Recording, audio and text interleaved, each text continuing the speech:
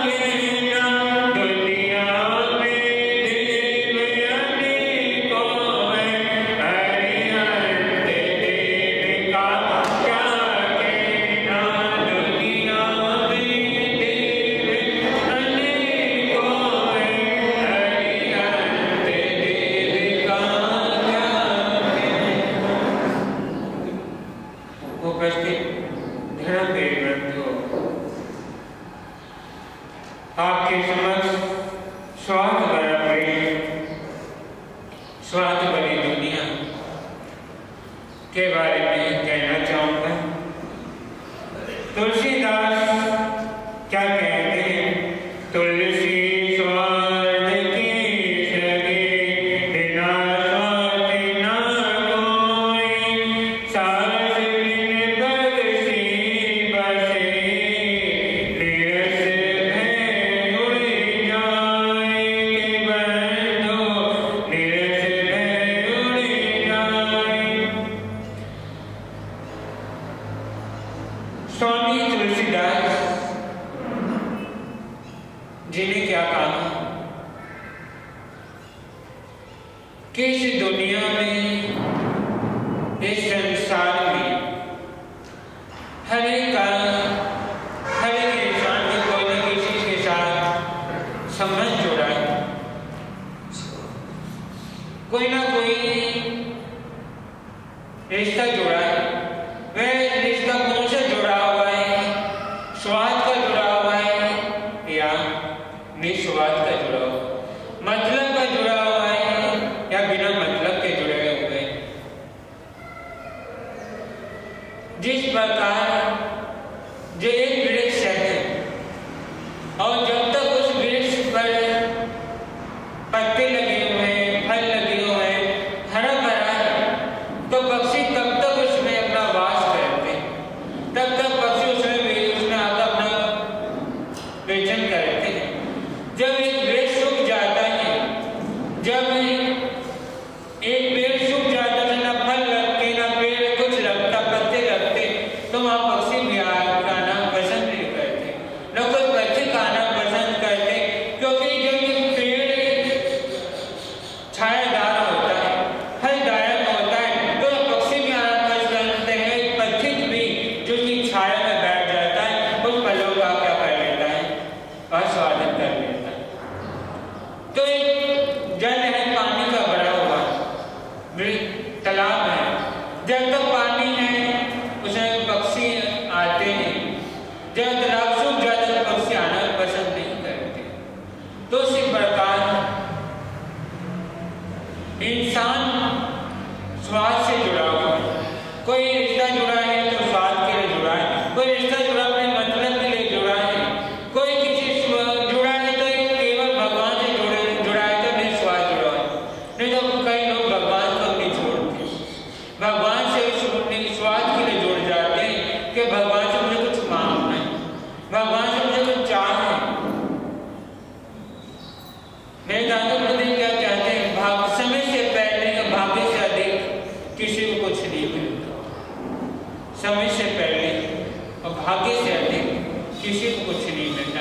जब तक समय नहीं है और जब तक भाग्य में नहीं है, किसी को कुछ नहीं मिलने वाला, चाहे स्वार्थ से जुड़ जाए चाहे निस्वार्थ जुड़ जाए। तो इसलिए जब दुनिया से कल्याण करना चाहते हैं, संसार से आत्मा को उत्थान करना चाहते हैं, तो किसी से जुड़ना है, किसी से संबंध बनाना है, तो स्वार्थ के लिए क्या जुड़ना है?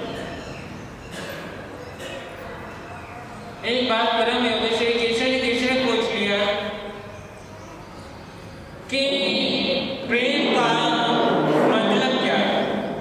क्या पूछ लिया कि प्रेम का मतलब क्या है? तो भगवान परम योगी श्री कृष्ण ने कहा, जहां मतलब आ गया प्रेम नहीं है। अगर आप किसी से कोई मतलब रख रहे हैं, आप किसी से जुड़े हैं, तो किसने जुड़े हुए हैं? आपका संबंध है, आप संसार में आपने से जुड़े हैं, तो जहां मतलब आ गया कोई कारण नहीं है, कारण है, कोई कारण है। जहां मतलब नहीं है वहां कल्याण है, जहां मतलब है वहां कल्याण नहीं है। तो इसी भरत क्षेत्र में एक नगरी थी, कनकपुरी, जो बड़ी अच्छी नगरी थी, बड़ी धार्मिक नगरी थी। उसी नगरी में व्यापारी रहा करता था, अच्छा व्यापार था, सब कुछ था।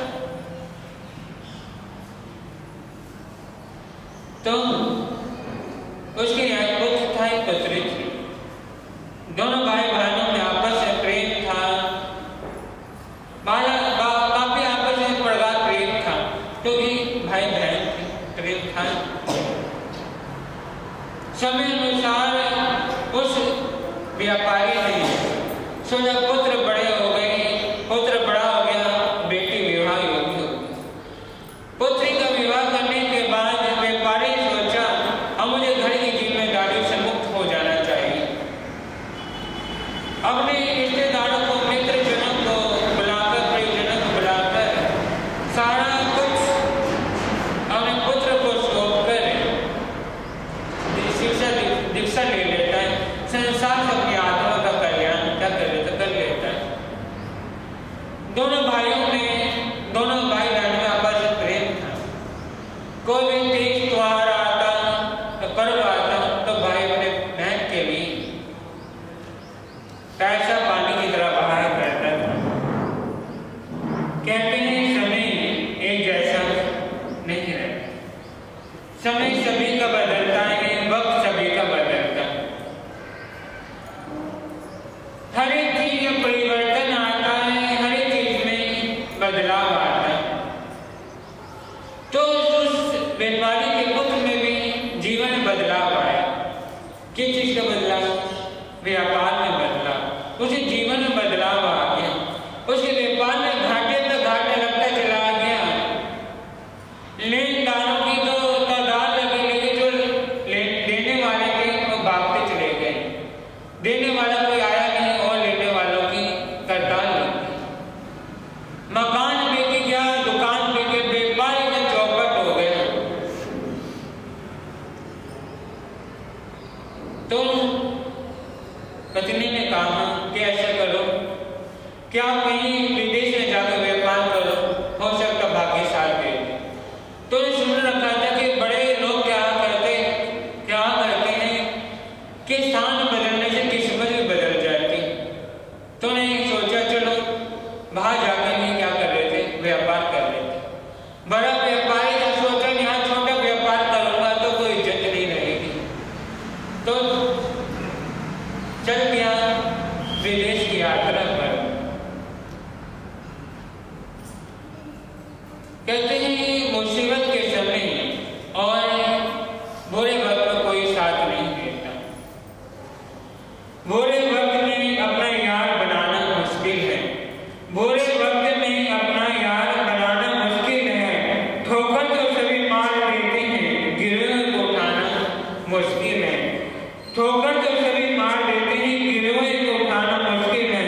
दिल दुखाना तो किसी का भी दुखा सकते हैं, दिल दुखाना तो किसी का भी दुखा सकते हैं, परंतु किसी के दिल को बहलाना बहुत ही मुश्किल है। किसी के दिल को बहलाना बहुत ही मुश्किल है। तो चलते चलते वही नगरी, वही जाने पहचाने नगरी आ गई। कहाँ? जहाँ कारवां आया जाया करता था, उसकी बहन का घर। सोचा काफी लंबे समय बाद आया, क्योंकि व्यापार में घाटा लग गया था। सोचा जाते जाते विदेश में जाते जाते बहन से मिलता चला गया। घर पहुंच के ऊपर चढ़ने लगा, चौकीदार ने रोक दिया।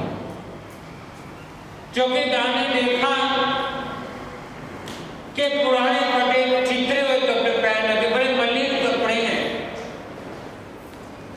और शरीर में कोई ढंग का नहीं है, बाल बिखरे पड़े हैं, आंखें अंदर धस चुकी है। चौकीदार ने पूछ लिया कहाँ जा रहे हो? कहाँ जा रहे हो? मेरी बहन का घर है, मेरी बहन यहाँ रहती, से जाकर कहो तुम्हारा भाई आया है। चौकीदार ऊपर गया, कहा नीचे व्यक्ति आया है, कह रहा है आपका भाई।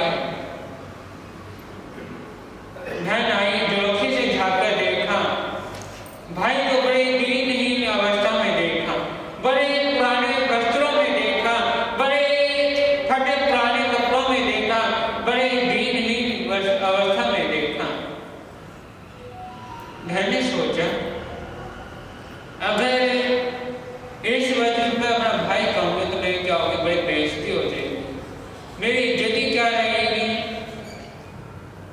उसने कहा नहीं, मेरा भाई नहीं, नौकर कौन है, मेरे भाई का नौकर है, और एक जगह रहने के कारण मुझे अपना बहन मान लेता। भाई के कानों में शक पड़े, इसको बड़ा बुरा लगा कि जिस बहन के लिए मैं इज्जत दिया करता था, उसके लिए मैं पैसा पानी की तरह बहाया करता था, आज उसने क्या कह दिया, भाई नहीं नौकर। तो बहन ने चौकीदार से कहा कि काम करो, इसको ऐसे बढ़ के ले जाओ जहाँ घोड़े बांधे जाया करते हैं, और जो अपने घर पुराने ठिकरे पड़े हैं मिट्टी के टूटे फटे, उसमें कल का खाना जो बासी पड़ा हुआ खिला देना, और ये काम ध्यान रखना, लेकिन ठिकरे लेकर ना जाए, इसे ले लेना।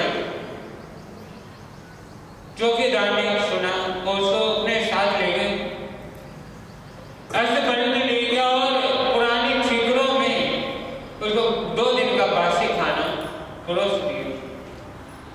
भाई ने सोचा कि इतनी बेइज्जती का खाना बिल्कुल हरगिज स्वीकार नहीं कर सकता। अगर ये खाना बड़े प्रेम के साथ खिला देते मैं खा लेता, लेकिन ये बेइज्जती खाना मैं हरगिज स्वीकार नहीं कर सकता। वही गड्ढा खोदा और वही दबा गई, चल पड़ा विदेश की यात्रा की। जाने के बाद उस मन में विचार आया, क्या किसी इंसान के आफत में जिस दम जान होती है, किसी इंसान की आफत में जिस दम जान होती है, अपने पराये की तभी पहचान होती है, अपने और पराये की तभी पहचान होती है, कि मुसीबत के समय और कष्ट के समय इंसान की पहचान हो जाती है कि स्वार्थी इंसान कौन है और निस्वार्थी इंसान कौन, कि अपने दुख में कौन काम आता है, अपने पीड़ा में कौन काम आता है, अपने कष्टों में कौन काम आता है, और सुख के समय तो सारे आ जाते हैं और दुख के समय कौन एक आधे ही काम आता है। विदेशियों ने व्यापार किया, भाग्य ने साथ दिया, समय ने भी साथ दिया, अच्छा व्यापार चला, काफी धन दौलत के कमाने के और सोचा मुझे क्या करना चाहिए, घर वापस जाना चाहिए। सारा व्यापार समेटा, अनेक लोगों के साथ, रथ के साथ, धन दौलत के साथ चल पड़ा अपने घर के लिए। चलने के बाद उसी नगरी पहुंच गया, उसकी बहन रहा करती, सोचा जाऊं या ना जाऊं।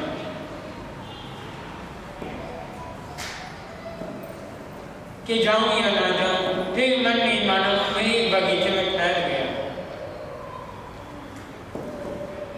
ठहरने के बाद किसी ने उसकी बहन को सूचना दे दी कि तुम्हारा भाई विदेश से यात्रा करके आया है और खूब धन दौलत के साथ क्या आया है। उसके व्यापार की लड़का था, पुत्र था, उसकी बहन जो सुना, रथ में बैठी दौड़ी भाई के पास पहुंच गई, कहा कमाल की बात है, मेरी नगरी में आए, मेरे क्षेत्र में आए, बिना मिले ही जा रही हो। उनको जबरदस्ती घर ले आई, अपने सखियों को बुलाया कि मेरा भाई बड़े समय बाद विदेश की यात्रा करके आया है, मेरे साथ मेरी मदद करे खाना बनाने में। चांदी की थाली लगा दी, चांदी की चौकी लगा दी, कहा मेरा भाई मुझे बड़ा प्रेम करता है, मेरे से बड़ा स्नेह करता है। कहा पूरी तैयारी के बाद उसको भोजन परोसा कर, भाई ने कहा मैंने यहाँ भोजन नहीं करने का, अब मुझे भोजन करवाना है तो इस घर में करवा दे। अब भाई इस घर में तो घोड़े बांधने जाकर बड़ी गंदगी है, वहां क्या भोजन करोगे? कहा नहीं, मुझे भोजन करना है तो वही करूँगा। कहा कुछ समय रुकना पड़ेगा। वहां से घोड़े को हटा दिया गया, पूरी सफाई कर दी गई, गलीचा बिछा दिया गया और बड़े शान के साथ भाई को वहां बिठाया गया। किसी कवि ने क्या कहा, जाएगा जब यहाँ से कुछ काम नहीं है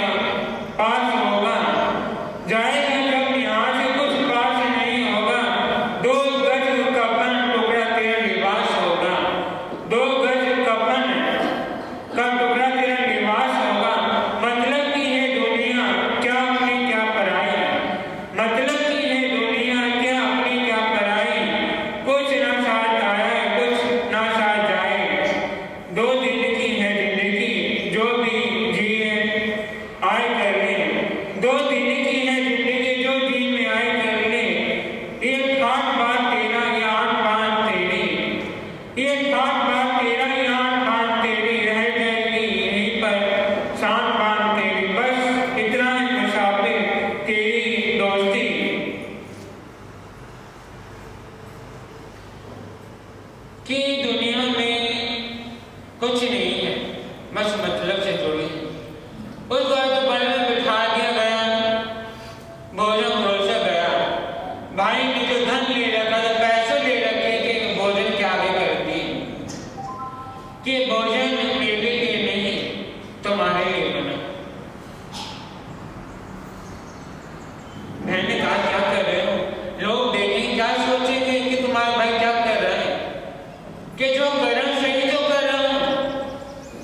एक भोजन जो बनाए, जो एक थाली सजी है, जो सोने की चांदी थाली सजी, जो आज भर की सफाई हुई है, ये मेरे लिए नहीं धन के लिए हुई है, धन और दौलत के लिए हुई है। आया तो मैं पहले भी था जब मैं कुछ नहीं था, उसके बाद मेरी इज्जत नहीं हुई, मेरी कोई इज्जत नहीं की। आज जो इज्जत हुई, जो मान सम्मान हो रहा है, जो मेरी इज्जत की जा रही है, ये किसके की जा रही है? धन के लिए, दौलत के लिए की जा रही है। तो उसी वक्त भाई ने कहा तेरा तो बंदा ले ले, आगे से तेरा मेरा कोई रिश्ता नहीं। वहीं पर छोड़कर तो अपने घर वापस आ गया। अपनी पत्नी को बता